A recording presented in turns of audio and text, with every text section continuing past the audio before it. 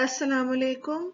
This is lecture 17 of CS218 Data Structures and Algorithms. Our topic is recursion, for which we are using chapter 10 of book 1. In the last lecture, we investigated the space complexity of quicksort in best and worst cases. We looked at ways to optimize quicksort, and we were introduced to the runtime stack. Our subtopic is recursive functions, the ultimate application of stacks. Definition: a function that calls itself is known as a recursive function. One instance of a function, func, calls another instance of the same function, func. On the return path, one instance of the function func returns to another instance of the function func. Recursion cannot take place without stacks. The runtime stack is used to keep track of order of function calls in recursion too. Have a look at one of the easiest recursive functions, the factorial function. There are two kinds of definitions for the factorial function. One is the iterative definition, in which we define n factorial is n multiplied with n minus 1 multiplied with n minus 2 all the way to 1. There is also a recursive definition for the factorial, which is given as n factorial is n times n minus 1 factorial for all n greater than 0, and it is 1 when n is equal to 0. These are two mathematical definitions. So if somebody asks me to write code for the factorial function, I can write two pieces of code, one implementing the iterative definition and the other implementing the recursive definition. Have a look at the code for iterative definition. Pretty easy to write. I call my function itFac, short for iterative fac. First, I check that the argument given to me is not negative. I initialize a function called prod to 1. I run a loop from 2 to n, and every time I multiply the loop counter to prod. At the end of the loop, I return prod. Since the for loop runs from 2 to n, so I can say that the time complexity is n. What about the space complexity? The input variable is not counted in space complexity, so n is not counted. I have used one extra variable called prod, another extra variable called I. No matter what the value of n, I use two extra variables, so space is O1. Have a look at the code for the recursive definition. I define a function called refac, short for recursive factorial. Again, I first check whether the input argument is positive. If n is equal to 0, I return 1. Otherwise, I return n times refac n minus 1. Notice that in the return statement, I am calling the same function within itself. And now the question that arises is this: how do I determine the time and the space complexity for recursion? So how much space and time does the recursive factorial take? I call the refac function for a number n. N is greater than 0. So the refac function calls itself what happens is another instance of the refact function is created, and the argument given to this instance is n minus 1. Let us suppose that n minus 1 is also larger than 0. Then this refact function will call itself for n minus 2. Again, we will create another instance of refact, and the argument that will be passed to it will be n minus 2. This will go on until finally some instance of the refact function will call the refact function for the value 1. Then this instance will also call the refact function for the value 0. Look at the last instance of the refact function. Since the value of the argument is 0, it will not call itself. Rather, it will return the value 1 to the instance of the function that called refact 0. This is what I mean to say. Once refact 1 receives 1, it will multiply the value received with its own value of the argument, which is 1, and then it will return the product to whoever called it. So it will return 1 multiplied with 0 factorial or 1 to whoever called refact 1. Similarly, as we move up in this chain, refact n minus 3 will return n minus 3 multiplied with n minus 4 factorial to refact n minus 2. And refact n minus 2 will return n minus 2 multiplied with n minus 3 factorial to refact n minus 1. And refact n minus 1 will return n minus 1 multiplied with n minus 2 factorial to refact n, which will return n multiplied with n minus 1 factorial. How much time does the whole recursion take? Look at the last instance of the function in orange. It does two comparisons, one for the assertion and the other for the if, and returns a value. So it is O1. All other instances of the function do the same two comparisons and then call another instance of the same function. When the called function returns to them, they multiply and return a value. So all other instances are also O1. How many function instances did we create? N plus 1 from n to 0. So n plus 1 whole multiplied with O1, the recursion takes On time. How much space does the recursion take? It takes space on the runtime stack. So how many activation records does it push onto the runtime stack? As many as the length of the recursion. Count the edges going from refact n to refact 0. There are n arrows. The length of this recursion is n, or n activation records are on the stack at maximum. So the recursion takes On space.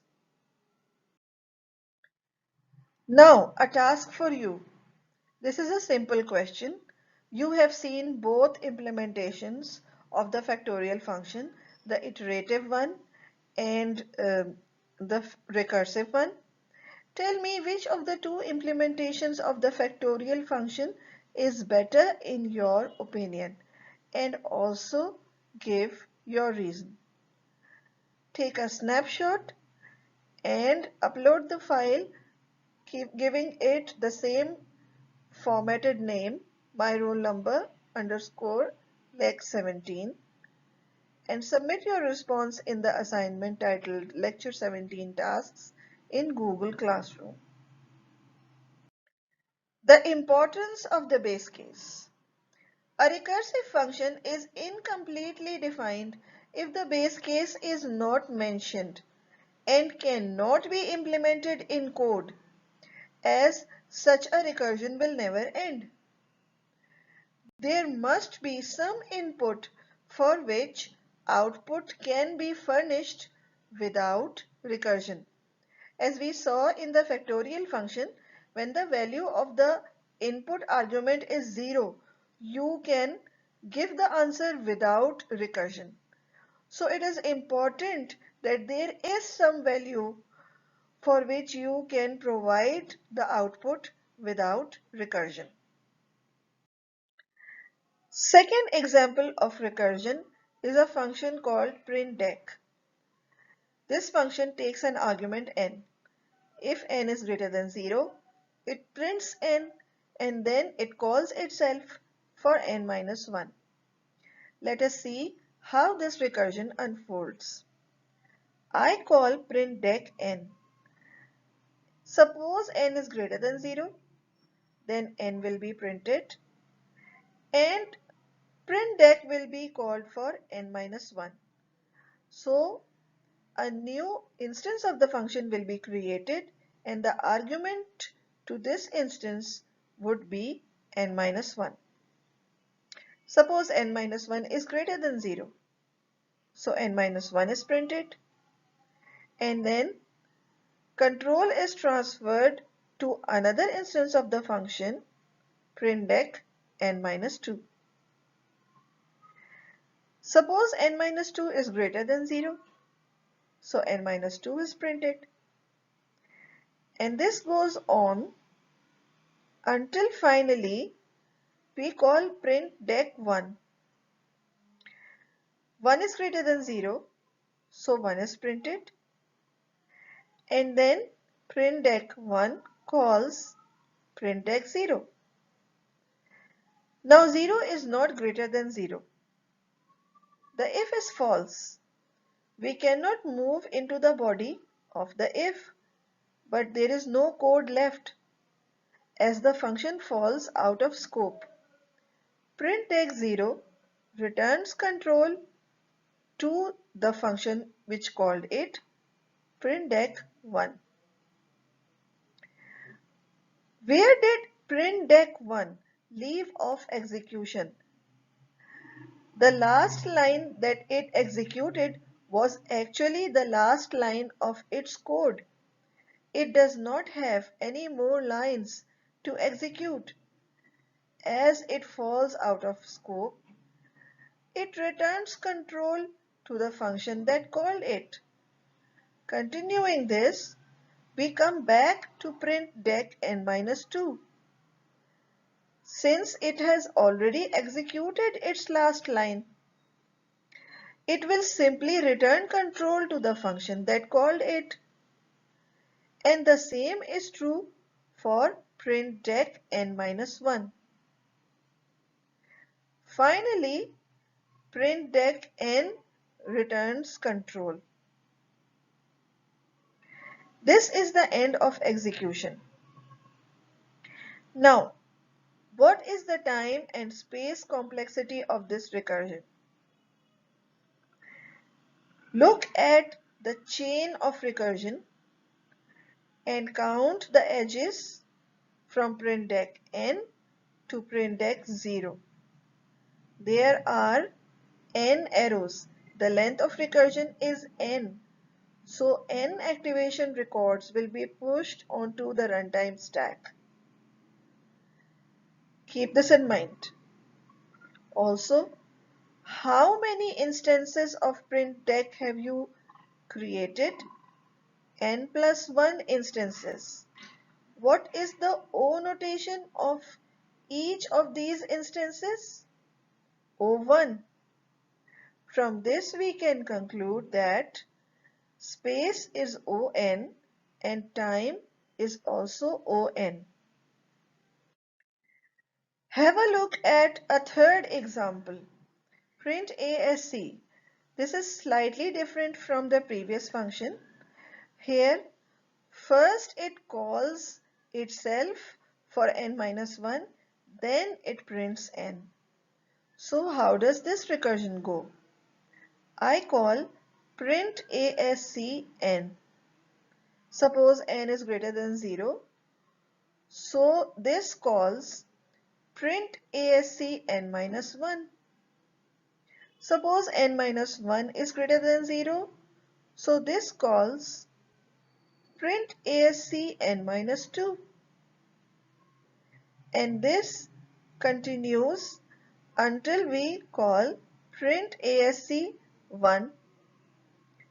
1 is greater than 0. So it calls print ASC 0. 0 is not greater than 0. So there is no code to execute for print ASC 0. It simply returns control to print ASC 1. Where did print ASC 1 leave off execution? In the second last line. So it executes the last line and prints n, but the value of n for print ASC 1 is 1. So it prints 1. And then it returns control to whoever called it. This continues until we come to print ASC n minus 2. When print ASC n minus 2 gets control back, it begins to execute code from where it left off. It left off in the second last line. So it executes the last line. It is supposed to print its argument. Its argument is n minus 2. So it prints n minus 2 and then returns control to print ASC n minus 1, which prints its argument n minus 1 and returns control to print ASC n, which prints its argument n and returns control to me. Again, if you talk about the space taken by this recursion, you should think about the runtime stack and the maximum number of activation records pushed onto it. That can be found by the length of the recursion, and the length of the recursion can be found by counting the edges from print ASC n to print ASC 0. There are n edges. So this means n activation records will be pushed onto stack at maximum. If you talk about time taken by the recursion, we have created n plus 1 instances of the function, each of which is O1 in time. So space is On and time is On. The fourth example is the Fibonacci sequence. The definition is this. The 0 and first term are 1, but then every term can be found by the summation of previous two terms. The sequence goes like this: 1, 1, then 1 plus 1, 2, then 1 plus 2, 3, then 2 plus 3, 5, then 3 plus 5, 8, then 5 plus 8, 13, and so on. Now, I can write iterative code to find the terms of a Fibonacci sequence, or I can write recursive code to find the terms of the Fibonacci sequence. Let us first talk about the iterative implementation.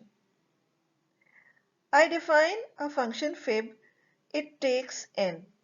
It first checks that n is not negative. Then it takes a list of two elements. Element 0 is 1, element 1 is 1. These are our base cases. Then it runs a loop from 2 to n, and it creates the new term by adding the previous two terms. New is fib I minus 1 plus fib I minus 2. Once it has created the new term, it appends that term to the fib list. And when it has computed all the terms, it returns the last element of the fib list, fib n. So how much space does it take? Again, we are not going to talk about space taken by the input argument n. We are going to look at the variables or the structures that the function uses to calculate the Fibonacci term. It uses a list, and what is the maximum size of the list? The size of the list is n. It also uses a counter variable I. So this means that n plus 1 memory locations are used. From this we can say the space is n.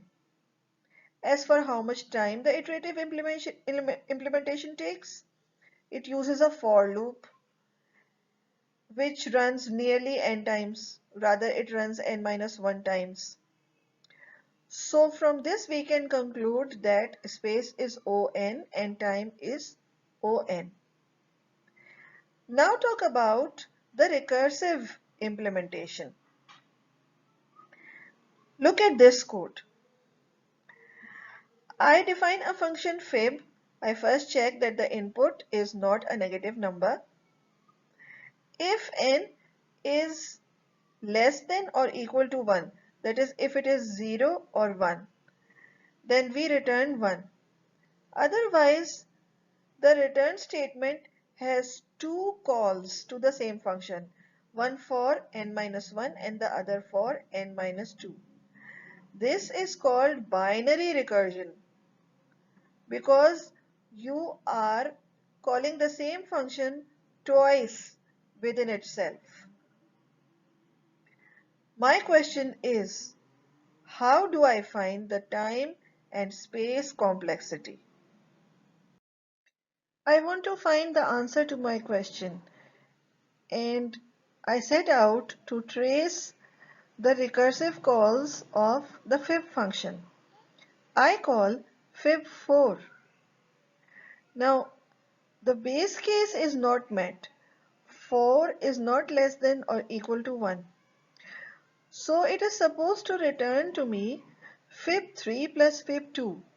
Before it returns these values to me, it must first call these functions. Since fib n minus 1 is written first, fib3 will be called first. Now we enter the body of fib3. 3 is not less than equal to 1. So the function is supposed to return fib2 plus fib1. Before it returns these values, it must call these functions. Since fib n minus 1 is written first, it will call fib2 first. Now we enter the body of the fib2 function. 2 is not less than equal to 1. It is supposed to return fib1 plus fib0. So it first calls fib1. The base case is met in fib1. N is less than equal to 1. So it returns 1 to the instance of the function that called it. Fib2 has now received the answer from Fib1. So it will call the second instance, Fib0. Again, base case is met in Fib0, which returns 1. Fib2 has now received answers from both the functions that it called. So it adds those answers and returns 2 to the function instance that called it. Fib3 receives 2 from Fib2. Then it calls the second instance of the function, Fib1. Since the base case is met in Fib1, Fib1 returns 1 to Fib3. Fib3 has now received values from both the functions it called. It adds those values and returns 3 to the function that called it. Fib4 has received value from Fib3, so now it calls Fib2. In the body of Fib2, the base case is not met. It is supposed to return Fib1 plus Fib0, so it first calls Fib1. In the body of Fib1, the base case is met. Fib1 returns 1 to Fib2. Fib2 then calls the other function instance, Fib0, which returns 1 to Fib2. Fib2 has now received answers from both the functions it called. It adds them and returns 2 to Fib4. Having received answers from both the functions that it called, Fib4 returns 5, which I receive. This is a tree of recursive calls. The tree of recursive calls for Fib_n has n levels, so it has height n. See, Fib4 has 4 levels. Height of the tree is 4. The most pushes to the runtime stack happen in the longest branch of the tree. The longest branch of the tree move from Fib4 to Fib3 to Fib2 to Fib1. This is one longest branch. Another longest branch is from Fib4 to Fib3 to Fib2 to Fib0. So the most pushes of activation records to the runtime stack will happen in the longest branch of the tree. The length of the longest branch is n minus 1. Count the edges.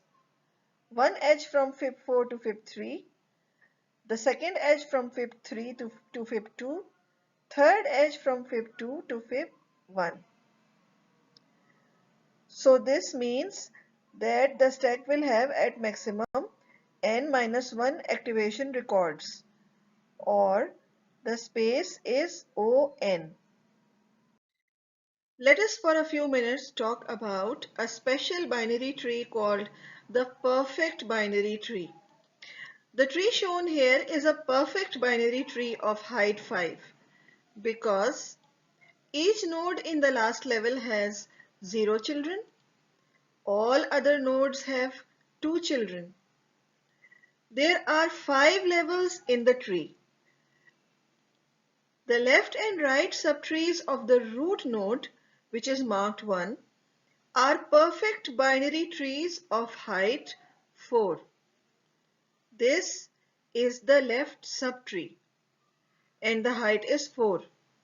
And if you look at the tree inside the green box, it itself is a perfect binary tree. Then look at the left subtree of this tree in the green box. Look at the tree in the orange box. This is also a perfect binary tree of height 3. Now look at the left subtree of this tree in the orange box. Look at the tree in the purple box. This is a perfect binary tree of height 2. What about this? The tree in the blue box, which is just one node, is a perfect binary tree of height 1. The number of nodes x in a perfect binary tree of height h is x equals 2 to the power h minus 1. When we will talk about trees, then I will take you through the derivation of this formula. Right now we are going back to the Fibonacci sequence. The tree of recursive calls for fib n has n levels, so it has height n.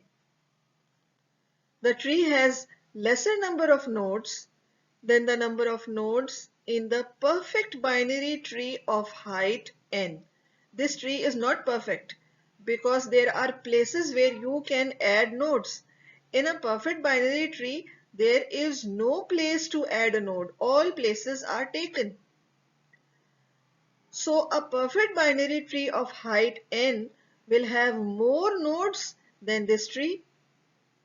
I can say the number of nodes here is less than the number of nodes in the perfect binary tree of height n. This tree has a greater number of nodes than the number of nodes in the PBT of height n minus 1. The number of nodes here are greater than the number of nodes in a perfect binary tree of height n minus 1. So I am trying to say that the number of nodes here is somewhere in between the number of nodes in a PBT of height n minus 1 and the number of nodes in a PBT of height n. And then I can say that the number of nodes here is theta 2 to the power n. Each function instance takes O1 time. Total time of the recursion is the number of function instances that you create multiplied with the time complexity of each function instance. Since the number of nodes is theta 2n, multiply this with the time complexity of each function instance, which is O1, and time is O2 to the power n. In the tree of recursive calls that was created for fib n, there was a lot of redundancy in calculation. If you go back and have a look at it, you will see that fib1 is calculated many times. The problem is that we calculate Fibonacci terms, but we never save them or remember them. So every time that we need them, we recalculate them. A better Fibonacci function is shown here. This is called the good fib function. It takes n. First it checks that n is not negative. If n is 0, it returns 1, 0. This is a tuple that it returns. Otherwise, it calls good fib for n minus 1. Whatever tuple good fib returns, that tuple is saved as the tuple a, b. Then this function returns a plus b, a. Let me show you how this works. I call good fib 4. N is not equal to 0. So this function instance calls good fib 3. N is not equal to 0.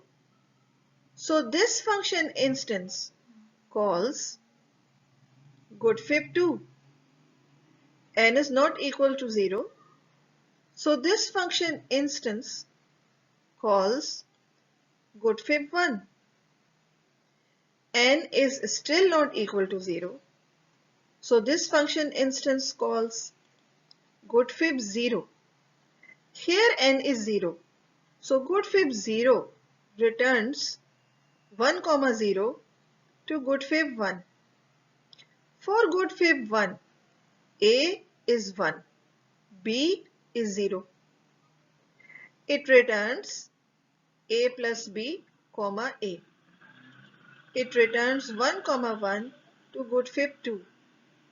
For good fib 2, A is 1, B is 1. It returns A plus B, A.